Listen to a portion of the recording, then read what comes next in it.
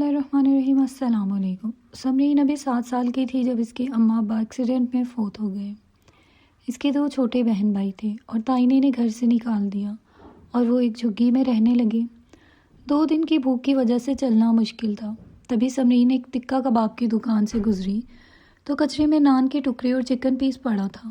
بے اختیار اس نے اٹھایا تو دکاندار نے اسے اندر آنے کا کہا تو وہ روٹی کی لالچ میں اندر گئی تو 7 سالہ سمرین تیز طوفانی بارش میں اپنی جھگی میں دونوں بھائیوں کے ساتھ بیٹھی ہوئی تھی۔ دونوں بھائی اس سے چھوٹے تھے، ایک 5 سال کا تھا اور چھوٹا 3 سال کا۔ دونوں ہی اپنے بہن کے ساتھ خوف کے مارے جڑ کر بیٹھے ہوئے تھے۔ بارش تو یوں ہو رہی تھی کہ جیسے آج سب کچھ تباہ کر دے گی۔ بادل کی گرج سے تینوں بچے سہمے ہوئے ایک دوسرے میں پناہ تلاش کر رہے تھے۔ اوپر سے ہر جگہ سے شگاف تھے جہاں سے پانی نیچے ٹپک رہا تھا۔ تینوں بچے چارپائی پر بیٹھے ہوئے تھے، آنسو تینوں کے تواتر سے بہہ رہے تھے۔ دونوں بھائی سمرین سے چھوٹے تھے اس لیے سسکیاں اور ہچکیوں سے رو رہے۔ ایک سمرین ہی تھی جو صرف آنسو بہا رہی تھی۔ ڈر تو اسے بھی لگ رہا تھا، لیکن اگر وہ بھی رونے لگتی تو چھوٹے بھائیوں کو کون حوصلہ دیتا۔ وہ دونوں بہن کے ساتھ یوں لگے ہوئے تھے جیسے سمرین ان کی 7 سالہ بہن نہ ہو بلکہ ماں ہو جو انہیں ہر پریشانی سے بچا لے گی۔ دونوں روتے ہوئے کہہ رہے تھے، سمرین یہ بارش کب ختم ہوگی؟ ہمیں ڈر لگ رہا ہے۔ سمرین کہنے لگی کہ بہت جلد ختم ہو جائے گی۔ تم لوگ کیوں اتنا ڈر رہے ہو؟ دیکھو نا، بارش اللہ کی رحمت ہوتی ہے۔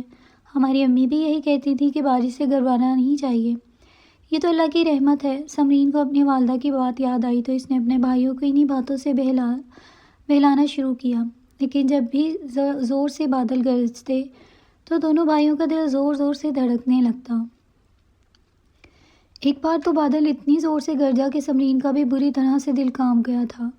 ایسا لگتا تھا بجلی آج ان پر گر جائے گی۔ اس قدر ہولناک رات تھی اور اس قدر طوفانی بارش کہ تینوں بچے بری طرح سے بھیگ چکے تھے۔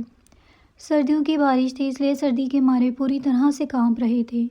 نہ ہی اوپر اوڑھنے کو کوئی لحاف تھا، نہ کوئی چھتری، نہ ہی کوئی چھت۔ بس یہ کپڑے کی جھگی تھی جو کہ اس بارش سے ان کو بچانے کے لیے ناکافی تھی۔ تینوں یتیم بچوں کا ایک دوسرے کے سوا کوئی سہارا نہ تھا۔ یہ بچے کوئی فقیر اور غریب کے بچے نہ تھے۔ چند دن پہلے ان کا ایک اپنا گھر تھا، ماں باپ تھے، بڑے عیش و آرام کی زندگی جی رہے تھے۔ کہانی آگے بڑھانے سے پہلے میں آپ سے ایک درخواست کروں گی کہ میرے اس چینل کو سبسکرائب کر دیجیے تاکہ میرے سبسکرائبر جلدی سے پورے ہو جائیں۔ لیکن ماں باپ کے حادثاتی موت نے تو جیسے بچوں کو جیتے جی مار ڈالا تھا۔ تینوں بچوں کو چھوڑ کر بازار گئے تھے، لیکن اسی وقت ایک جلوس سڑک پر نکل رہا تھا اور ان کی موٹر سائیکل اس جلوس کے سامنے اچانک سے آ گئی۔ موقع پر ہی دونوں اللہ کو پیارے ہو چکے تھے اور بچے یتیم ہو گئے۔ جب بچوں کو یہ خبر ملی تو رونے دھونے لگے۔ برابر والا گھر ہی اس کے تایا کا تھا۔ بھائی کی موت کا سن کر بڑا بھائی چھوٹے بچوں کو اپنے ساتھ لگا کر رونے لگا، لیکن سمرین کی تائی بڑی سخت مزاج عورت تھی۔ اسے نہ تو اپنے دیور دیورانی کی موت پر افسوس تھا اور نہ ہی بچوں پر ترس آ رہا تھا۔ 4 دن تو وہ چپ ہی جانتی تھی کہ شوہر کا جذباتی رشتہ ہے۔ تینوں بچوں کو سمیٹ لیا تھا، کھانا بھی اپنے ہاتھوں سے کھلا رہا تھا۔ کہتا تھا، میں تمہارا باپ ہوں، تم بے فکر رہو، پریشان مت ہو۔ لیکن سمرین کی تائی کو یہ سب کہاں برداشت تھا کہ اس کا شوہر اپنے بچوں کو چھوڑ کر بھائی کے بچوں کو پیار کرے، اپنے ہاتھ سے کھانا کھلائے۔ جیسے ہی 20 دن گزرے تو سمرین کی تائی نے اپنے شوہر سے کہنا شروع کر دیا کہ ان بچوں کو یہاں سے چلتا کرو، میں نے اپنے گھر میں برداشت نہیں کر سکتی۔ یہ سننا تھا کہ اس کے تایا نے اپنی بیوی سے لڑنا جھگڑنا شروع کر دیا۔ کہنے لگا، کیوں چلتا کروں اپنے گھر سے؟ وہ بیچارے اکیلے اپنے گھر میں کیسے رہ سکتے ہیں؟ کہنے لگے، یہ گھر بھی ان کا نہیں ہے۔ ارے وہ تمہارا بھائی تھا، مرنے کے بعد یہ سب تمہارا ہو گیا۔ ان بچوں کو گھر سے باہر نکالو، ہماری اپنی بھی تو اولاد ہے، اس کے بارے میں سوچو۔ کہنے لگا، یہ بھی میرے ہی بچے ہیں، خبردار جو تم نے میرے یتیم بھتیجی اور بھتیجوں کو کچھ بھی کہا تو میں تمہیں طلاق دے کر چلتا کر دوں گا۔ یہ سننا تھا کہ سمرین کی تائی اماں ذرا چپ ہو گئیں کہ کہیں جذبات میں آ کر اس کا شوہر اسے واقعی طلاق نہ دے دے۔ لیکن آہستہ آہستہ اس نے سب سے پہلے سمرین کا اسکول چھڑوایا کہ مجھ سے گھر کے سارے کام نہیں ہوتے، اس لیے آج کے بعد تم پڑھنے نہیں جاؤ گی، میرے ساتھ گھر کے کاموں میں میری مدد کرو گی۔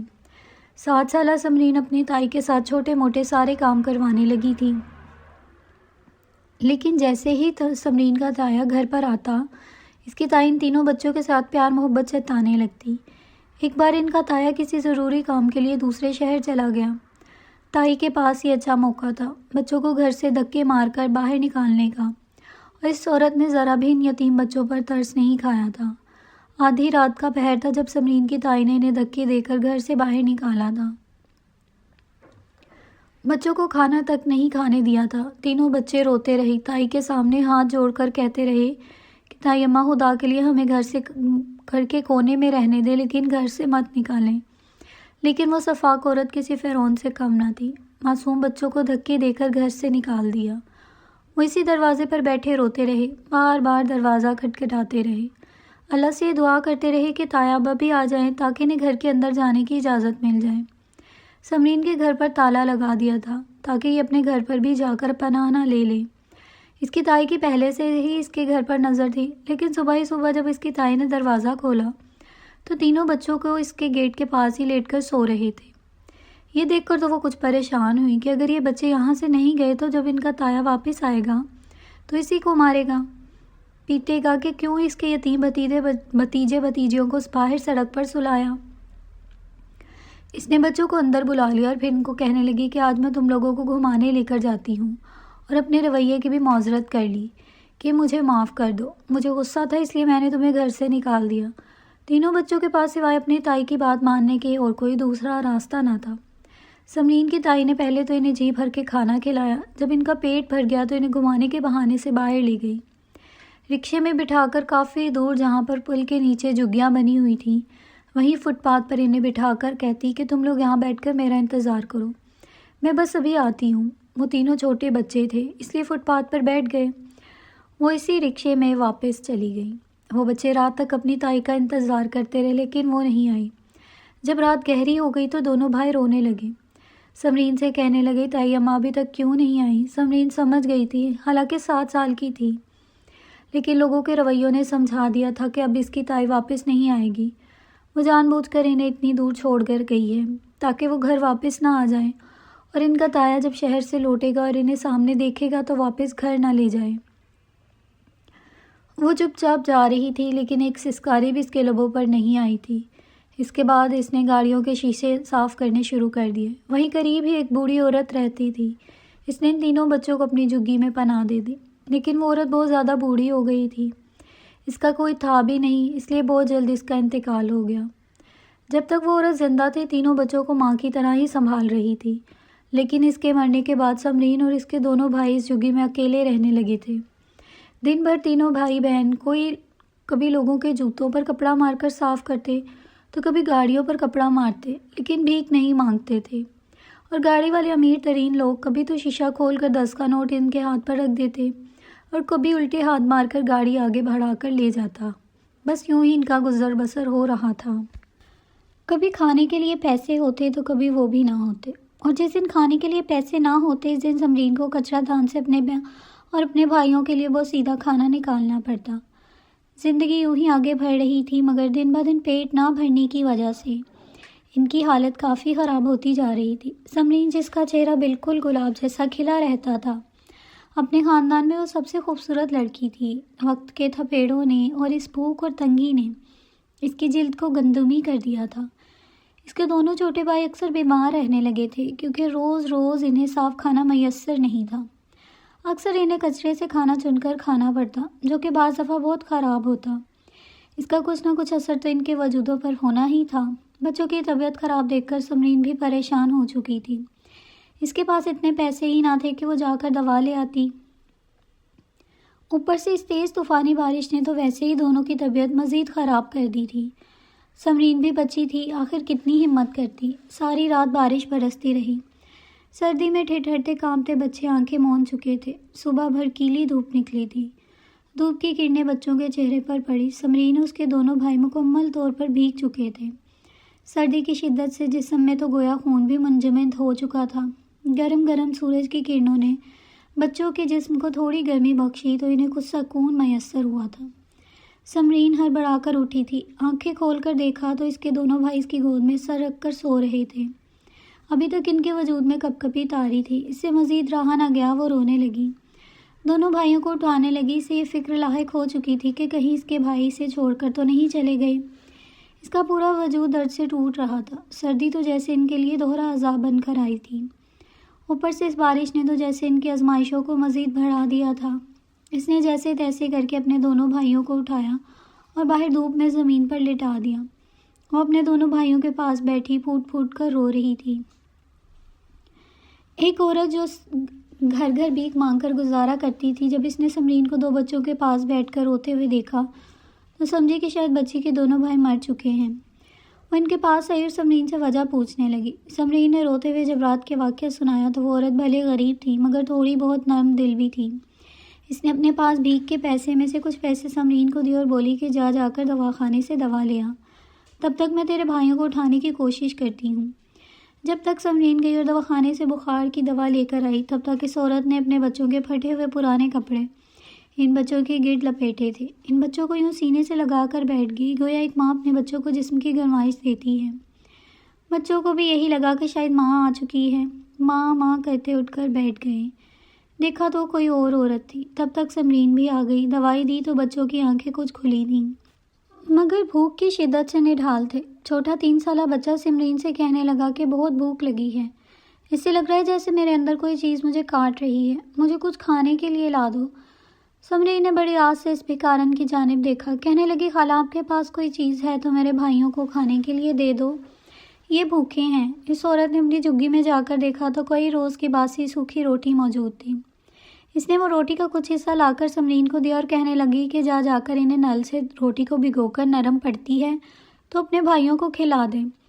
سمرین نے اس روٹی کو دیکھا جس پر سبز جالا آ چکا تھا۔ روٹی پر فنگس لگ چکی تھی مگر اس کے باوجود نل سے اسی روٹی کو دھو کر اپنے بھائیوں کو کھلانے لگی۔ جس میں خوراک پہنچی تو ان کی طبیعت بھی کچھ بہتر ہوئی تھی مگر سمرین ابھی تک خود بھوکی تھی۔ اس نے دونوں بھائیوں کو وہیں جھگی میں آرام کرنے کا کہا اور خود سڑک پر جا کر کھڑی ہو گئی۔ آتے جاتے لوگوں کے بوٹ پالش کرتی تو کبھی کسی گاڑی کے شیشے، مگر آج تو کوئی اس کے ہاتھ پر 10 روپے بھی نہیں رکھ رہا تھا۔ بھوک سے تو اسے چکر آنے لگے تھے۔ 2-3 مرتبہ تو وہ چکرا کر گر بھی چکی تھی۔ اس نے سڑک کو چھوڑا اور آس پاس موجود دکانوں پر جا کر لوگوں کے آگے ہاتھ پھیلا کر کہنے لگی کہ مجھے کچھ کھانے کو دے دو، میں کوئی غریب بھکارن نہیں، میرے ابا بڑے امیر تھے، ہمارا بھی بڑا سا گھر تھا، کسی چیز کی کوئی کمی نہیں تھی، یقین مانو ہمارے دروازے پر جب کوئی بھکاری آتا تھا تو اسے کبھی بھی خالی ہاتھ نہیں لوٹایا تھا، مگر آج مجھ پر برا وقت آیا ہے، مجھے کھانے کو کچھ دے دو، میں مر جاؤں گی۔ وہ ہذیانی ہو چکی تھی۔ لوگوں کو اپنے دکھڑے سنا کر اس کوشش میں لگی تھی کہ شاید میری دکھ سن کر لوگ میری مدد کرنے لگے، مگر وہاں پر بیٹھے ہوئے لوگ کوئی سگریٹ کا کش لگا رہا تھا تو کوئی اپنی مونچھوں کو بل دے رہا تھا۔ بڑی ہی کمینی نظروں سے سمرین کو دیکھ کر کہنے لگے کہ اچھا تو اگر امیر باپ کی اولاد ہے تو ہم بھی پھر اس ملک کے وزیر اعظم ہیں، چل جا نکل یہاں سے، یہ کہانی کسی اور کو سنانا۔ آج کل کے بھکاری بنا نئے ہتھ کنڈے آزماتے ہیں بھیک مانگنے کے۔ سمرین اپنی بے عزتی کروا کر وہاں سے آگے بڑھ گئی۔ شام ہو چکی تھی، گھر بھائی بھی بھوکے تھے۔ اسے ایک طرف سے تکے کباب کا ٹھیلا نظر آیا۔ شام کا وقت ہو چکا تھا اور اپنے ٹھیلے پر تکے کباب بنا رہا تھا۔ خوشبو اس قدر لذیذ تھی کہ سمرین کے منہ میں پانی آ گیا۔ وہ چلتی ہوئی اس کباب والے کے پاس گئی، دل چاہا کہ اس سے کہے مجھے ایک تکہ کھانے کے لیے دے دے، میں بہت بھوکی ہوں، مگر اس سے پہلے اس نے جتنے لوگوں کے پاس بھی جا کر یہ کہا تھا سب نے ہی سے باتیں سنائی تھی، اس لیے وہ خاموشی سے ٹھیلے والے سے کچھ دور کھڑے ہو کر دیکھنے لگی۔ ٹھیلے والے کے عقب میں ایک کچرے کا بہت سے تھیلے پڑے تھے، جس میں ہو نہ ہو اس نے خراب کھانا وغیرہ تو ضرور پھینک رکھا تھا۔ وہاں پر ایک قطار میں تکہ کباب، نان، پکوڑے اور اس طرح کی کئی چیزوں کے ٹھیلے لگے تھے۔ وہ اپنا بچا ہوا خراب کھانا پیچھے پڑے تھیلوں میں ہی پھینک رہے تھے۔ یہ منظر دیکھ کر سمرین دھیرے دھیرے آگے بڑھی اور ان ٹھیلوں والوں کی نظروں سے بچ کر ان تھیلیوں کے پاس گئی۔ وہ جلدی جلدی ان تھیلوں کو ٹٹول رہی تھی کہ ان میں سے کوئی مطلب کی چیز مل جائے، کہیں خراب گوشت اور چربی پڑی تھی تو کہیں آلو کے چھلکے۔ اس کے ہاتھ ان سب سے گندے ہو رہے تھے، مگر بھوک کی شدت کیا تھی سمرین بخوبی جانتی تھی۔ جیسے ہی اس نے ٹٹولا تو اس میں سے ایک نان دکھائی دیا تھا، اسی کے ساتھ ہی ایک شاپر میں چکن پیس بھی دکھائی دیا تھا جو کہ خراب ہو چکے تھے، آدھے کھائے ہوئے تھے۔ اس نے جلدی سے وہ کھانا شاپر سے نکالا اور جیسے ہی پلٹی تو اسے جھٹکا سا لگا تھا کیونکہ پیچھے وہ کباب والا کھڑا اسے گھور رہا تھا۔ اس کی عمر 26 سال تھی، پٹھان تھا۔ سمرین کو دیکھ کر کہنے لگا یہ تم کیا کر رہا ہے؟ یہ تھیلے سے کون سا خزانہ تلاش کرنے کی کوشش میں لگا ہے؟ وہ پٹھان تو اپنے مخصوص لہجے میں کہنے لگا تو سمرین ڈر گئی۔ ڈرتے ڈرتے نان اور چکن پیس اپنے پیچھے چھپا لیے۔ کہنے لگی کچھ نہیں، مجھے بھوک لگی تھی، میں غریب لڑکی ہوں اس لیے کچرے سے کھانا چرا کر کھانے لگی تھی۔ اس لڑکے نے بغور سمرین کو دیکھا، پھر کہنے لگا اچھا تو کچرے سے چرا کر کیوں کھا رہا ہے؟ مجھے بتاؤ، میں تم کو اچھا کھانا دیتا ہوں۔ سمرین کے چہرے پر مسکراہٹ پھیل چکی تھی۔ وہ تو معصوم بچی تھی، اس شخص کی چال کو نہ سمجھ سکی، فوراً اسے کھانا وہیں پر رکھ دیا اور کہنے لگی سچ میں آپ مجھے اچھا کھانا دیں گے؟ میرے لیے بھی اور میرے 2 بھائیوں کے لیے بھی۔ سمرین کو ذرا سی ہمدردی ملی تو وہ کھل چکی تھی۔ روتے ہوئے شخص کو سب کچھ کھلی کتاب کی طرح بتانے لگی۔ روتے ہوئے بولی کہ مجھے میرے بھائیوں کے لیے بھی کھانا دو گے؟ وہ پٹھان لڑکا بڑا ہی معنی خیز انداز میں مسکرایا اور کہنے لگا ہاں ہاں کیوں نہیں، میرے ساتھ میں تم کو اچھے سے کھانا کھلاتا ہوں۔ اتنا کہہ کر اس نے ایک نظر آس پاس دوڑائی اور پھر سمرین کا ہاتھ پکڑ کر اسے سامنے دکان میں لے جانے لگا۔ سمرین اس شخص کے ساتھ دکان میں جا چکی تھی۔ اس دکان میں تو کھانے پینے کی کوئی بھی چیز موجود نہیں تھی۔ اس نے پلٹ کر اس شخص کو دیکھا اور کہنے لگی بھیا یہاں پر تو کھانے کی کوئی چیز موجود نہیں ہے، میں کیا کھاؤں گی؟ اس شخص نے مسکرا کر سمرین کو دیکھا اور پھر اس کے سر پر ہاتھ پھیرتے ہوئے گالوں تک آیا اور پھر گالوں سے اس کے کندھے کو پکڑ کر بھینچ کر کہنے لگا یہیں بیٹھو، میں تمہارے لیے کھانا لے کر آتا ہوں۔ نہ جانے کیوں سمرین کو تھوڑی بے چینی سی ہونے لگی تھی۔ اسے وہ شخص ٹھیک نہیں لگ رہا تھا۔ اسے لگا کہ اسے یہاں سے چلے جانا چاہیے، کہیں کوئی اس کے ساتھ غلط نہ کر دے۔ مگر جب وہ شخص واپس آیا تو اس کے پاس پلیٹ بھر کر ٹکی اور کباب تھے، ساتھ نان بھی تھے اور چٹنی بھی۔ اتنا لذیذ کھانا اتنے دنوں بعد دیکھ کر تو وہ کھانے پر ٹوٹ پڑی تھی۔ آدھا کھانا اس کے منہ سے باہر گر رہا تھا تو بس اپنا پیٹ بھرنے کے چکر میں تھی۔ لیکن تبھی اسے یاد آیا کہ اس کے تو بھائی بھی گھر پر بھوکے ہیں، وہ کیسے اپنے بھائیوں سے پہلے کھانا کھا سکتی تھی؟ وہ اچانک کھاتے ہوئے رکی تو لڑکا کہنے لگا کیا ہوا، تم رک کیوں گئی؟ تو سمرین کہنے لگی کہ دراصل میں یہ کھانا اپنے ساتھ گھر لے کر جاؤں گی، میرے بھائی بھوکے ہیں، ان کو بھی کھانے کی ضرورت ہے۔ مگر وہ شخص کہنے لگا تم پیٹ بھر کر کھا لو، میں تمہارے بھائیوں کے لیے الگ سے کھانا پیک کر دوں گا۔ یہ سن کر سمرین کو حیرت ہوئی تھی کہ آخر وہ شخص اس کے لیے اتنا مہربان کیوں ہو رہا تھا۔ بہرحال اس نے پیٹ بھر کر کھانا کھایا اور پھر شاپر میں کھانا لے کر اپنے گھر چلی گئی۔ جیسے ہی گھر جھونپڑی کے پاس کچی زمین پر پہنچی تو اسے لگا جیسے کوئی اس کا تعقب کر رہا ہے۔ اس نے پلٹ کر دیکھا تو اس کے پیچھے کوئی بھی نہیں تھا۔ نہ جانے کیوں سے یوں محسوس ہو رہا تھا جیسے جیسے وہ قدم اٹھا رہی ہے اس کے پیچھے کوئی اور بھی چلتا ہوا آ رہا ہے۔ وہ جھونپڑی میں پہنچی تو اس کے بھائیوں کی حالت خراب تھی، کھانے کے لیے تو جیسے بے چین تھے۔ بہن کے ہاتھ میں شاپر دیکھے اور خوشبو دیکھی تو رہا نہ گیا۔ سمرین نے بھی جلدی جلدی اپنے بھائیوں کو اتنا لذیذ کھانا کھلایا۔ کھانا کھا کر ان کی آنکھیں کچھ کھلی تو اپنی بہن سے کہنے لگے اتنا اچھا صاف ستھرا کھانا تمہیں کہاں سے ملا؟ تو سمرین اس شخص کو دعائیں دیتے ہوئے اپنے بھائیوں کو سارا قصہ سنانے لگی۔ وہ بھی خوش ہو چکے تھے، کہنے لگے کہ ہماری طبیعت ٹھیک ہوئی تو ہم اس شخص کے پاس جا کر کام کیا کریں گے۔ ان تینوں کو کہاں خبر تھی کہ وہ پٹھان آگے جا کر ان کے ساتھ کیا کرنے والا ہے۔ اس روز سمرین اپنی جھونپڑی میں بیٹھی تھی، پیٹ بھرا تھا تو دماغ بھی چلنے لگا۔ سوچنے لگی کل وہ بہانے سے اپنی تائی کے گھر جائے گی، اس کا تو اپنا گھر بھی وہاں پر موجود تھا، کسی نہ کسی طرح لوگوں سے پوچھ کر وہ اس محلے تک لازمی جائے گی۔ اسے اپنے محلے کا نام یاد تھا، اگر تایا سے اس کی ملاقات ہو جاتی تو اس کی مشکلات حل ہو سکتی تھیں۔ آدھی رات کا وقت تھا جب جھونپڑی میں کوئی داخل ہوا۔ سمرین خوف سے چلانے لگی تھی، آخر چور جھونپڑی میں کون سی ڈکیتی کرنے آ سکتا تھا؟ مگر وہ 2 نقاب پوش لوگ تھے۔ انہوں نے جھونپڑی میں گھس کر ان تینوں بہن بھائیوں کو اٹھایا اور ان کی گردن میں ایک سوئی چبھو دی۔ تینوں ہی بے ہوش ہو چکے تھے۔ جب تینوں کو ہوش آیا تو ایک کمرے میں بند تھے، خوف سے کانپنے لگے۔ آخر کون تھا جو انہیں یہاں پر لے کر آیا تھا؟ وہ کمرے کا دروازہ بجانے لگے، رونے لگے، انہیں کوئی اغوا کر لایا تھا، مگر کیوں؟ تبھی کمرے کے باہر سے سمرین کو ایک شناسا آواز آئی۔ یہ آواز وہ بخوبی پہچان سکتی تھی، یہ تو وہی ٹکے کباب والا شخص تھا جو کسی سے کہہ رہا تھا کہ بس آج شام تک انہیں لاہور پہنچا دو، وہیں پر استاد بتائیں گے کیا کرنا ہے۔ اگر تو اپنے کام کے لیے ٹھیک ہوئے تو صحیح ہے، ورنہ ان کے دل گردے نکال کر ہسپتال میں دے دیں گے، کم از کم لاکھوں روپے تو ہاتھ آئیں گے۔ یہ سن کر سمرین تو چکرا کر گری تھی، یہ کتنی بڑی مصیبت میں پھنس چکی تھی۔ کچھ ہی دیر بعد انہیں ایک گاڑی میں ڈال کر لے جایا جانے لگا۔ تینوں بچے رو رہے تھے، چلا رہے تھے، ان کے آگے ہاتھ جوڑ رہے تھے کہ ہمیں کہیں مت لے کر جاؤ، مگر عین اسی وقت اس گاڑی کو چاروں طرف سے گھیر لیا گیا۔ پولیس موبائل اس گاڑی کو گھیر چکی تھی۔ ڈرائیور اور ساتھ بیٹھے اس پٹھان کو پکڑ لیا گیا، جن کا کام ہی معصوم، خاص کر جھگیوں میں رہنے والے غریب بچوں کو پکڑنا، ان سے اسمگلنگ کروانا تھا، جو ان کے جسم کے اعضاء بیچ کر پیسہ کماتے تھے۔ بچے پولیس کے ہاتھ لگ چکے تھے۔ سمرین تو گویا ہر شخص سے خوف کھا رہی تھی۔ روتے ہوئے اس نے پولیس کو جب اپنے بارے میں بتایا تو پولیس اس کے تایا کا قریبی دوست تھا۔ اس نے فوراً اپنے دوستوں کو کال کی اور بچوں کی تصویر واٹس ایپ کی۔ تایا تو الگ پریشان تھا۔ تائی نے اس سے کہا تھا بچے گھر سے بھاگ گئے ہیں، وہ تو خود ان کو ڈھونڈنے کی کوشش میں لگا تھا، اپنے ضلع کے پولیس اسٹیشن میں تلاشی گمشدگی کی رپورٹ دے رکھی تھی۔ مگر اپنے دوست کی بات سن کر سمرین کا تایا فوراً آیا، بچوں کو دیکھ کر سینے سے لگا لیا، چومنے لگا۔ ان کی حالت ان 5-6 مہینوں میں بالکل ہی بدل کر رہ گئی تھی۔ سمرین نے روتے ہوئے تایا کو سب کچھ بتایا تو تایا آگ بگولا ہو چکا تھا۔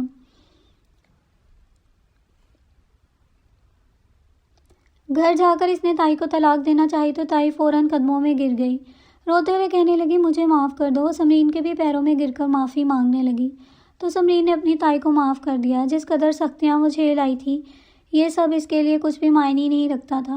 تائی کو بھی عقل آ چکی تھی، جانتی تھی اگر یہاں سے طلاق لے لی تو کہاں جائے گی۔ میکے میں تو بھائی بھابھیاں منہ لگانے کو تیار نہیں ہیں۔ اس نے اپنا رویہ بچوں کے ساتھ ٹھیک کر لیا اور پڑھائی کا خرچ تایا نے اٹھایا اور وقت کے ساتھ ساتھ تینوں بہن بھائی پڑھ لکھ کر اپنے اپنے پیروں پر کھڑے ہو گئے۔